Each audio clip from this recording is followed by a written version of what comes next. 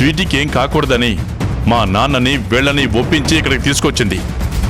మనందరికీ కావాల్సింది స్వీటీ బాగుండడమే కదా, అర్థం చేసుకో. సార్ మీకేం తెలీదు, అందుకే ఇలా అంటున్నాను. ఏంటి మాకేం తెలీదా? అసలు స్పృహలోనే ఉన్నావా? ఏమన్నా అంటే మంకు పట్టుకొని కూర్చుంటావు. ఎదుటి వాళ్ళు ఎందుకు చెప్తున్నారో ఏంటో అని కొంచెం కూడా ఆలోచించవా? ఆలోచించాను కాబట్టి వద్దు అంటున్నాను.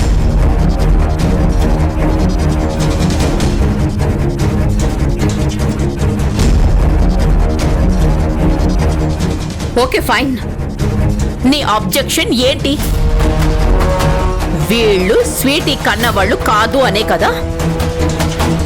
అది నిజమో కాదో తేలుదాం.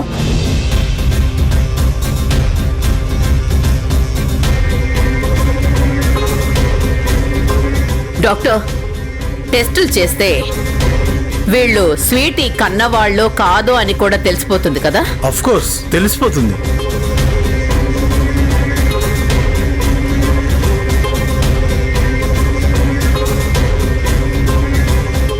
అప్పుడు ఝాన్సీ డౌట్ తో పాటు స్వీటీ విషయంలో నెక్స్ట్ స్టెప్ ఏంటనేది కూడా క్లారిటీ వస్తుంది కదా? అవును మేడం. సరే, వీళ్ళని తీసుకెళ్ళండి. కానీ ఝాన్సీ మేడం ఒప్పుకోవట్లేదు కదా మేడం? నేను చెప్తున్నాను కదా, మీరు టెస్టులు చేయండి. సరే మేడం. డాక్టర్ మోనికా,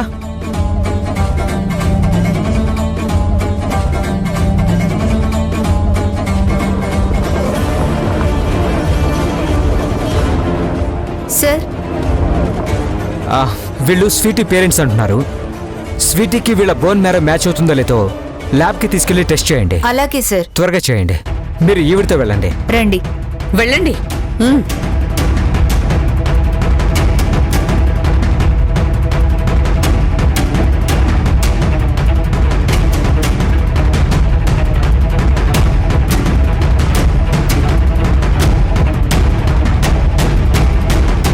కూర్చోండి. చెయ్యిలా ఇవ్వండి.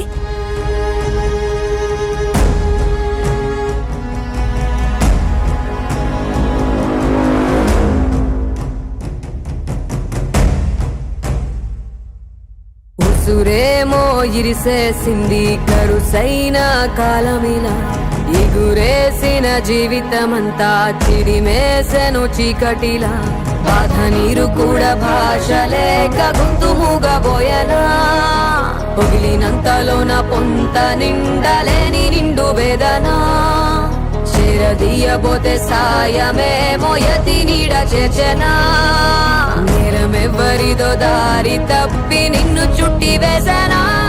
మీరండి.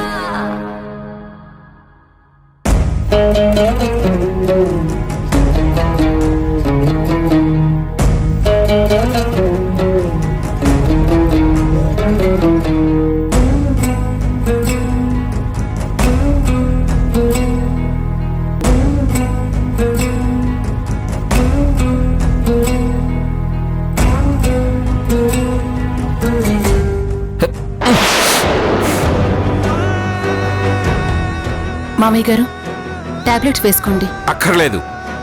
అది కాదు మావయ్య, టాబ్లెట్ వేసుకోకపోతే బీపీ కంట్రోల్లో ఉండదు కదా. ఈ ఇంట్లో జరిగే సంఘటనలు చూస్తుంటే బీపీఏ కాదు సర్వ రోగాలు వచ్చి పడేటట్లున్నాయి. ఇవో.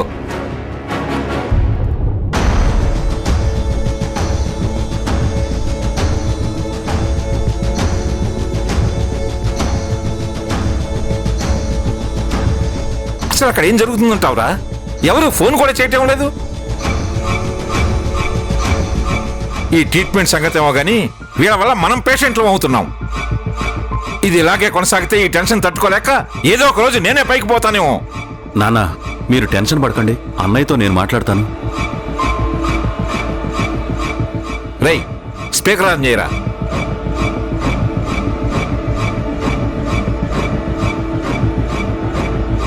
హలో అన్నయ్య, స్వీటీకి ఎలా ఉంది? ఇంజెక్షన్ చేశారు, నిద్రపోతుంది. కానీ తన పరిస్థితి చాలా క్రిటికల్ గానే ఉందంటున్నారు. ఆ రాజయ్య వాళ్ళ బోన్ మ్యారో మ్యాచ్ అయిందా? ఇంకా టెస్ట్ చేయలేదు నాన్న. ఇంకా చేయకపోవటం ఎట్రా? ఇప్పుడు దాకా ఏం చేస్తున్నారు? అంటే నాన్న, పర్లేదు చెప్పు. వాళ్ళని టెస్ట్ చేయడానికి ఝాన్సీ ఒప్పుకోలేదు. వాళ్ళకి టెస్టులు చేయొద్దని ఆపడానికి ఆమె ఎవర్రా? తను ఆపుతుంటే మీరంతా ఏం చేస్తున్నారు? మృణాల్ని కన్విన్స్ చేసిందన్న. ఇప్పుడే వాళ్ళని టెస్ట్లకు పంపించింది. ల్యాబ్కి తీసుకెళ్లి శాంపిల్స్ కలెక్ట్ చేస్తున్నారు. రిపోర్ట్స్ వచ్చిన తర్వాత విషయం ఏంటనేది చెప్తా అన్నారు. మీరేం కంగారు పడకండి అన్న. కంగారు పడకుండా ఎలా ఉండమంటావురా? అలాగే అన్నయ్య రిపోర్ట్స్ వచ్చాక ఫోన్ చెయ్యి. రేయ్, ఎందుకురా కట్ చేసావు? మాట్లాడుతున్నాను కదా. నాన్న అక్కడ వాళ్ళేదో హడావుల్లో ఉంటారు. రిపోర్ట్స్ వచ్చాక చెప్తామంటున్నారు కదా.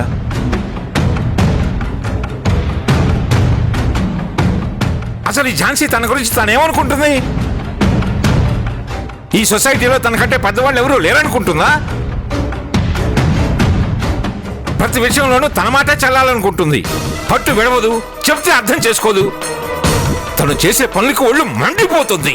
మావయ్య ప్లీజ్ ఆవేశపడకండి. అసలు ఆ ఝాన్సీ పిల్లల్ని మాత్రం ఇంటికి తీసుకురాలేదు, వాళ్ళతో పాటు గంపడి గండాన్ని కూడా మోసుకొచ్చింది. అసలు వాళ్ళని భరించడమే ఎక్కువ అనుకుంటుంటే ఈ దరిద్రాలను కూడా భరించాల్సి వస్తుంది. అసలు మనకేమిట్రా ఈ కర్మ? నేను ఏ జన్మలో ఏ పాపం చేశానో ఈ జన్మలో ఇలా అనుభవించాల్సి వస్తుంది. చచ్చా!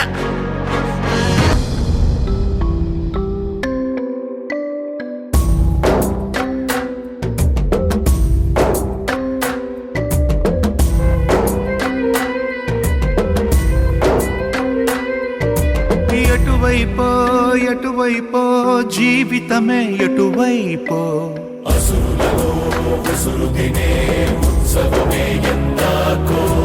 కడవరకో నడి వరకో జీవితమే విధి వరకో.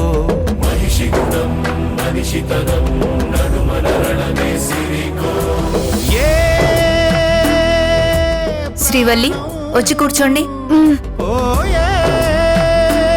ఎవరి కోసం దేవుడైన రాయి దాటి ఆను ఎందుకో. ఎటువైపో ఎటువైపో జీవితమే ఎటువైపో,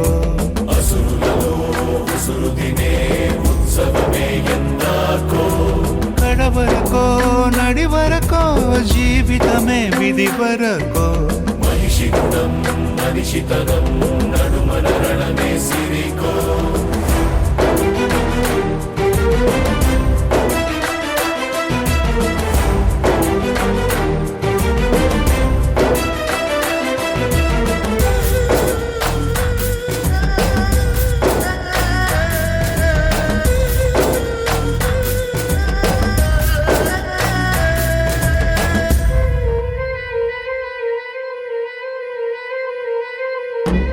ఎవరో ఆకలికి ఎవరో ఆహుతయ్యే యాగం ఆగనన్నదే.